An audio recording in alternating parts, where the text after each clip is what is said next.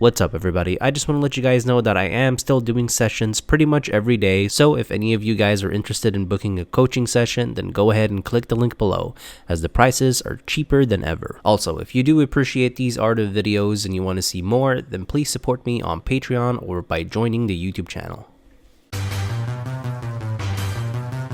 Dr. Mario is just fatter Mario who became a doctor instead because of inflation and how it affected the salary of being a professional fighter. His run speed is pretty bad while also having a very exploitable recovery, but he does shine from long range because of his pills, and he is also exceptional at close range, being one of the best boxers in the game. The one range he is terrible at is mid-range, since none of his tilts or aerials are an immediate threat, and it can become easy to outrange and wall him out since he typically has to dash in first with a pretty bad dash. He does have exponentially fast frame data for how strong his moves are, and because of this, an amazing ledge trapping and corner pressure game. So in a way, he plays a bit like a heavyweight even though he actually is still a midweight. The four key factors on whether you'll be successful or not with Dr. Mario is firstly, game plan. Basically understanding that you want to either play at close range since you'll have amazing out of shield options and tilts, or play from long range with pills to make it easier to run in for combos, and having the opponent constantly conditioned to work around the pills by shielding, jumping, or rolling. The second factor is combos, which includes kill confirms. The third factor is your ability to recover, and the fourth factor is how well you deal with opponents at the corner, whether it's during a ledge trap or corner pressure situation. Pills have great coverage since they bounce high enough to deny short hops and even some characters full hops. In return, it can be easy for a lot of characters to just dash under them. The closer you try to full hop and hit the pill, the more damage the pill will do. The majority of the time, however, you'll want to full hop pill from long range and drift in immediately, so that you can dash in with the pill for literally anything, and I mean anything, to combo. Dashing away from mid-range is important for Doc and will allow you to full hop B-reverse pill to have the opponent play your game instead. You can sometimes short hop away from mid-range with pills as a defensive option to keep having the opponent deal with pills, and if you B-reverse the short hop pill, you can actually still combo and even kill confirm. Otherwise, the only reason to do standing pills or short hop pills is from a platform or as an edge guard.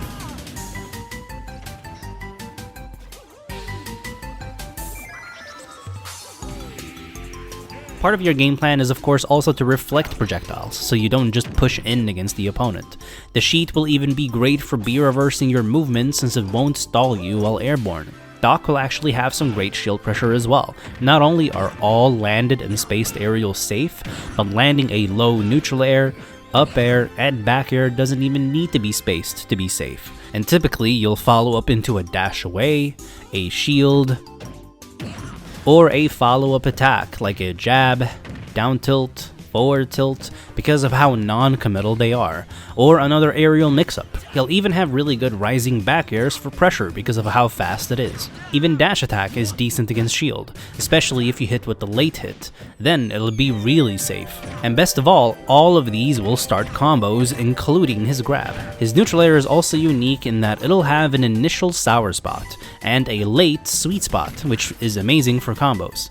However, fishing for full hop fastfall neutral air is not that good of an approach option because it's reactable and even punishable, especially if you hit the top part of the shields. A better way to fish for landing neutral air is after landing safe pressure first, since you can typically full hop over grabs and whiff punish from above.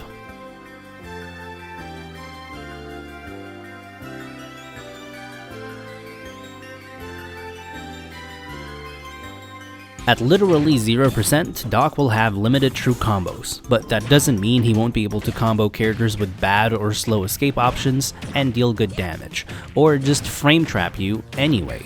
And Doc will typically only need to frame trap you once to get you into kill percents. This is why if you hit a pill first, or down tilt, or neutral air first, then they'll have just enough damage, typically around 10%, for actual true combos that you can free flow with, and they can end up dealing a ridiculous amount of damage. Either way, at 0%, you can up throw into up airs, and try forcing a frame trap or force them to double jump out. If you hit a pill or neutral air first, up throw can lead into a short hop delay up air, which then you can combo into a dash up air, or dash up air up B. And if they have a bit more percent on them, and if you hit with the very back hit of up air, the up air will send into tumble and you'll be able to up air back air. Up throw is also good if there's a platform above you, since now if you full hop and very slightly delay your up air or back air, you'll easily be able to combo into down tilt or another grab, which by itself will deal a ton of damage.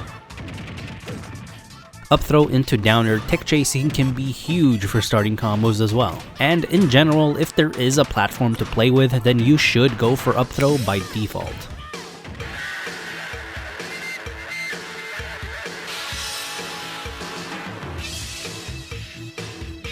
Even with down throw at 0%, you'll typically only be able to get a simple 2-hit combo, and then you'll typically need to get a frame trap or read to deal enough damage for the opponent to end up at kill percent.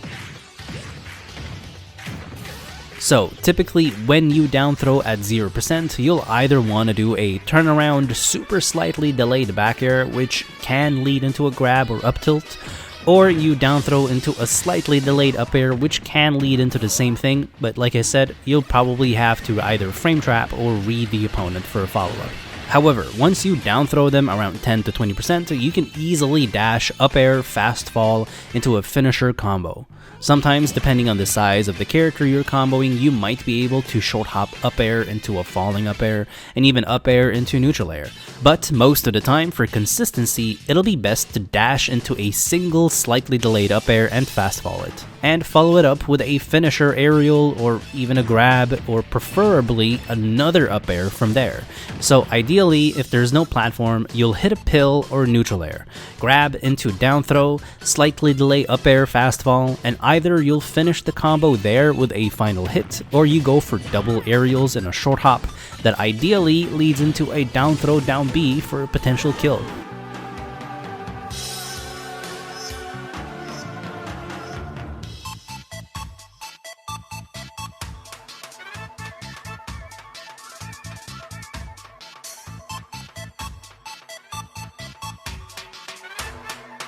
Down throwing above 40 to 60% might allow you to get reverse up air to back air, but most of the time a simple back air can be enough or all you can get. Down throw into down B can actually start comboing very early, all the way till very high percents. And the kill confirm window really just depends on your positioning, the character's weight, your rage, and if they DI'd in on the down throw or not. Against some characters that DI away, it might be much harder, if not possible at all, to combo for a kill confirm to happen, and some characters will just have no way of avoiding it. You can also hit dash attack, which will basically launch opponents above you just like up throw and allow for the same combos, and the later you hit the dash attack, the greater the combo potential is. And if you hit dash attack around 30 to 40% at the corner, it can actually allow for a kill confirm if you short hop delay up air fast fall into a full hop down B.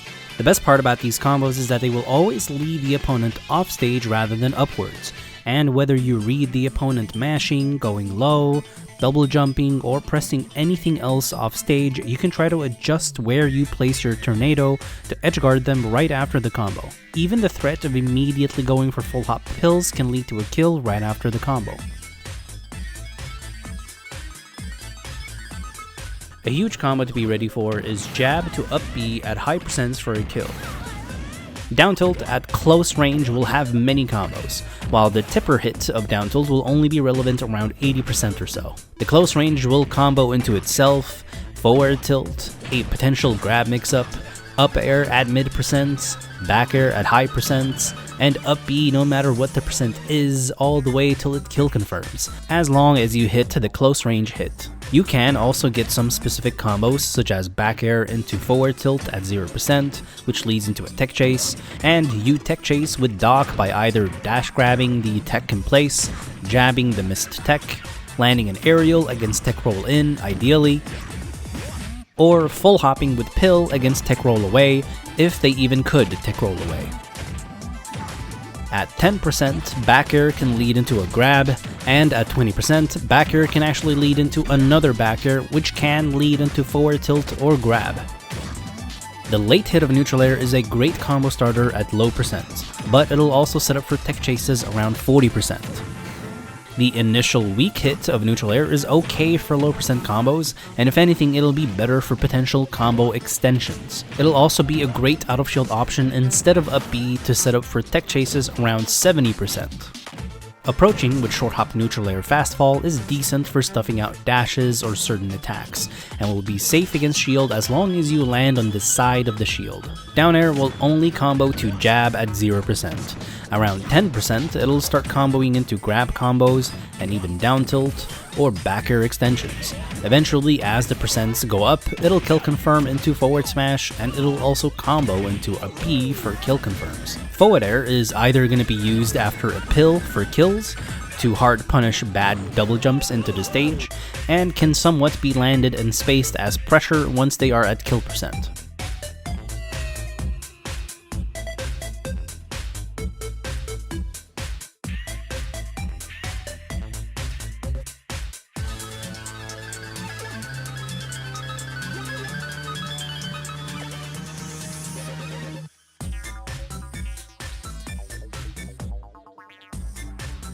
Forward smash will be low ranged but really strong.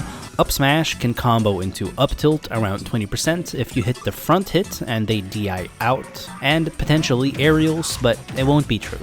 And down smash is overall very mediocre. Forward throw will just launch opponents off stage for simple edge guards, and back throw will kill super early if you throw from the corner.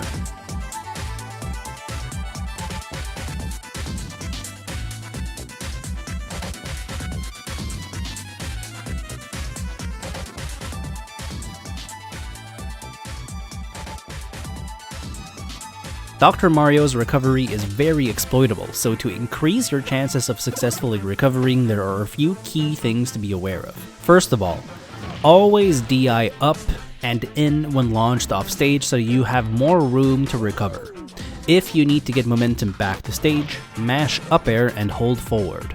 However, be careful with this since it can backfire if you mash it too often.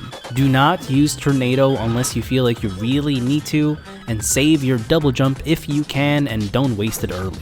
Also, keep in mind that Doc can actually wall jump, and remember that up B can be angled in 3 different directions. Typically, if you get hit during your Tornado, you'll not be able to do it again. However, if you get hit during the early parts of Tornado, you can still do it one more time. The last big key to keep in mind is that the Tornado has something called the 6 tap. Basically, if you tap the button 6 times with good timing, then Doc will go much higher than usual. This won't just help with recovering, but will also allow you to kill earlier since you can move yourself further off stage with it, as well as it allows you to edge guard better too. Typically, Tornado will have roughly 12% armor from frame 2 to 9, so it'll be a mediocre rare mix-up that can beat out plenty of moves. This armor will not apply while you are airborne, however.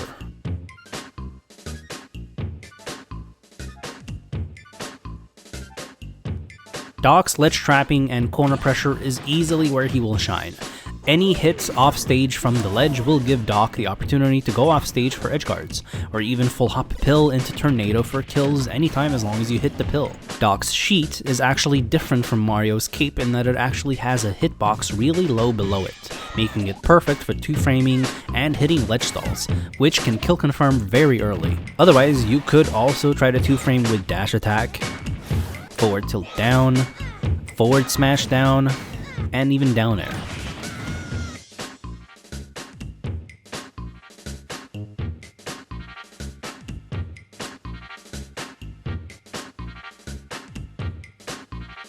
As for ledge trapping, you'll mostly want to be ready to use your sheet, down tilt, or forward tilt down against ledge stalls, and neutral air since it'll beat out regular get up and ledge jumps, which are the 2 most important options to cover. Then you'll also want to shield since it can beat out any option, as ledge jumps can be reacted to with up air or back air. Ledge roll is actually the biggest option to condition and deny the opponent doing, so you don't lose the middle stage. Tornado can also be used as a mix-up since it'll cover regular get-up, it can beat get-up attack with good timing, it can beat ledge jumps if close enough, and even some rolls. You can also pressure with landing back airs or quick back airs to beat out jumps, and as long as you are ready for rolls, you might transition into corner pressure if the opponent feels forced to regular get up and you pressured with a back air. Typically, after you pressure with a landing back air, you'll want to either dash away and be ready to react to rolls in, react to jumps, react to aerials out of shield, or react to them just waiting and doing nothing by jumping in with potentially more pressure or a landing mix-up. Sometimes, rather than dashing, it might be better to shield instead, since you'll stay closer for your quick out-of-shield options that can allow you to kill earlier. Once the opponent feels like they can't roll, can't punish, and jumping or staying in shield is risky, then they'll eventually start releasing their shield to dash in, to try punishing your dash away for example, or to just shield dash in. Once they start releasing their shield, it means that you can start landing pressure, and rather than dashing away or shielding, you should be attacking. So back air into back air up smash for example, to hit them unshielding. This way you're playing it consistent and safe by pressuring at the corner and dashing away or shielding, and playing on reaction mostly. And when the opponent feels frustrated because they don't want to jump and they don't want to roll and they can't attack out of shield, then they might unshield, which is a risky play. And so if you've made the opponent play risky, that's good because risk is never consistent. And so now, once you notice that they took a risk to unshield or dash attack to begin with, then landing pressure into an attack instead of dash away or shield will actually have a great purpose. Because if your standard of pressuring the corner is to land pressure into an attack, then typically you'll lose to rolls, you'll lose to full hops, you'll lose to them shielding twice, you might even lose to quick out of shield options, and you will not be consistent at corner pressuring.